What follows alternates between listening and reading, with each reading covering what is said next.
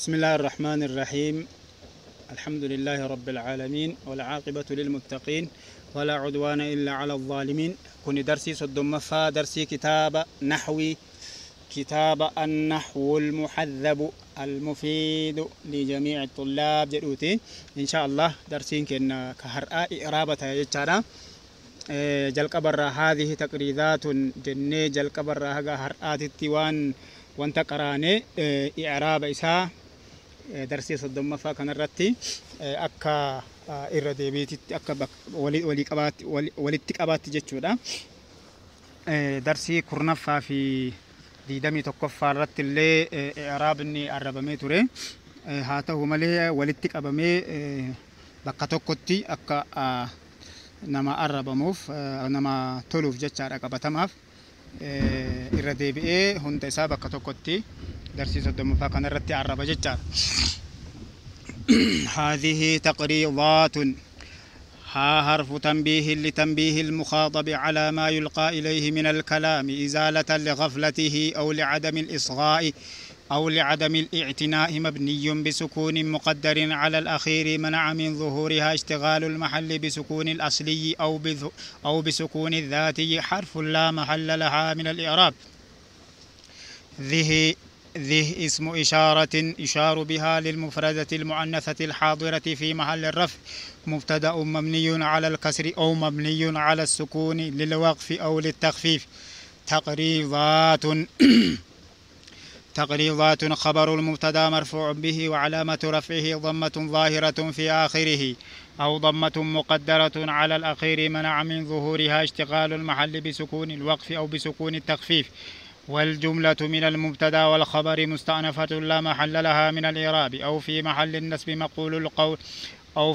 النسب مقول لقول مقدر تقديره تقول هذه تقريضات. ها حرف تنبيه لتنبيه المخاطب إلى آخره. ذي اسم إشارة يشار بها إلى آخره. ذي اسم إشارة يشار بها للمفردة المؤنثة الحاضرة في محل النسب مفعول به لفعل محذوف جوازا تقديره اقرأ هذه. فها حرف تنبيه لتنبيه المخاطب إلى آخره. ذي اسم إشارة يشار بها للمفردة المؤنثة الحاضرة في محل النسب مفعول به مبني على السكون. تقريضات بدل أو عطف بيان، وعلى كل تبعه هنا بالنسب وعلامة نسبه الكسرة نيابة. هذه تقريضات جنة جتشورة وعلامة نسبه الكسرة نيابة عن نيابة. اقرأ تقريضات أكجتشوتي تقريضات جنة قافس نيابة عن الفتحة لأنه اسم من الجمع المؤنث السالم الذي رفعه بالضمة ونسبه وجره بالكسرة. من بعض المحبين من حرف جر مبني بسكون مقدر على النون المنقلبة ميما مخفاة في باء بعض مجرور بمن وعلامة جره كسرة ظاهرة في آخره.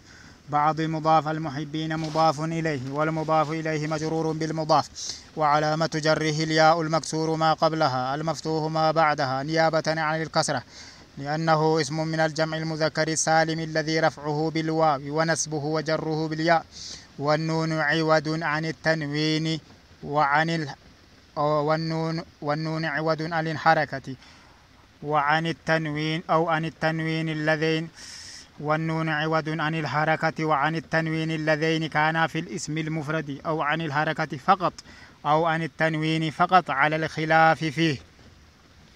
الجار والمجرور متعلق بواجب الحذف لوقوعه صفة تقديره هذه تقريضات كائنات من بعض المحبين. أو الاسم موصول لا يتم معناها إلا بصلة وأعد في محل الجر مضاف إليه مبني بسكون مقدر بسكون الأصلي أو بسكون الذاتي. محبين صلة الموصول لا محل لها من الإعراب. للمؤلف اللام حرف جر مبني على الكسر. المؤلف مجرور باللام وعلامة جره كسرة ظاهرة في آخره. الجار والمجرور متعلق بالمحبين مع مقدمات علم النحو مع منصوب على الظرفية المكانية الاعتبارية وعلامة نسبه فتحة ظاهرة في آخره أو في محل النسب على الظرفية المكانية الاعتبارية مبني على السكون. وعلى كل مع مضاف مقدمات مضاف إليه والمضاف إليه مجرور بالمضاف وعلامة جره كسرة ظاهرة في آخره. مقدمات مضاف علم مضاف إليه والمضاف إليه مجرور بالمضاف وعلامة جره كسرة ظاهرة في آخره. علم مضاف النحو مضاف إليه والمضاف إليه مجرور بالمضاف وعلامة جره كسرة ظاهرة في آخره. وكثرة الإضافة لا تخرج الكلام عن الفصاحة على حد قوله تعالى ذكر رحمة ربك عبده زكريا الآية. الظرف متعلق بواجب الحذف لوقوعه صفة بعد صفة تقديره تقريضات كائنات مع مقدمات علم النحو. وبعد فوائد للشيخ الواو عاطفة مبنية على الفتح بعد معطوف وللمعطوف حكم المعطوف عليه تبعه هنا بالجر وعلامة جره كسرة ظاهرة في آخره. فوائد للشيخ بعض مضاف فائدة مضاف إليه والمضاف إليه مجرور بالمضاف وعلامة جره الفتحة نيابة عن الكسرة لأنه اسم غير منصرف والمانع له من الصرف علة واحدة تقوم مقام علتين وهي صيغة منتهى الجموع. للشيخ اللام حرف جر مبني على الكسر. الشيخ مجرور باللام وعلامة جره كسرة ظاهرة في آخره. الجار والمجرور متعلق بواجب الحذف لوقوعه صفة تقديره فوائد كائنة للشيخ. وأحد التلاميذ الواو عاطفة مبنية على الفتح أحد معطوف وللمعطوف حكم المعطوف عليه تبعه هنا بالجر وعلامة جره كسرة ظاهرة في آخره. أحد مضاف التلاميذ مضاف إليه والمضاف إليه مجرور بالمضاف وعلامة جره كسرة ظاهرة في آخره.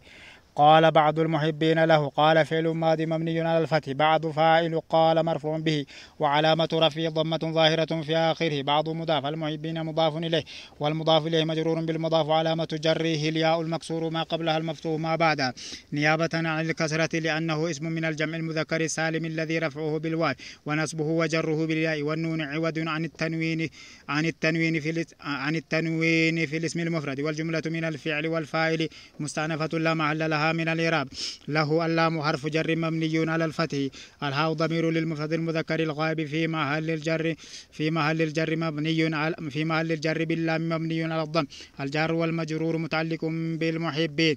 رحمه الله رحم فعل دعاء مبني على الفتح. الهاء ضمير للمفرد المذكر الغائب في محل النصب مفعول به مقدم وجوبا مبني على الضم. ولفظ الجلالة فاعل رحم مؤخر وجوبا مرفوع به وعلامة رفعه ضمة ظاهرة في آخره.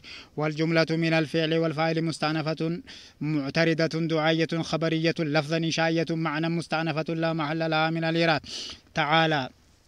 تعالى فعل ماض غير متصرف مبني بفتحة مقدرة على الأخير منع من ظهورها التعذر فاعله ضمير مستتر فيه جوازا تقديره هو ضمير للمفرد المذكر الغائب في محل الرفع فاعل مبني على الفتح سلوكا مسلك التعلم والتعليم وإن سلكت مسلك التعدب مع الله تعالى تقول في إعرابه هو ضمير للمفرد العالم المنزه عن الذكورة والأنوثة والغيبة في محل الرفع فاعل مبني على الفتح. والجملة من الفعل والفاعل مستأنفة لا محل لها من الإعراب. والجملة من الفعل والفاعل في محل النصب حال من لفظ الجلالة بتقدير قد أو بدونها على الخلاف فيه. هذا وبالله التوفيق.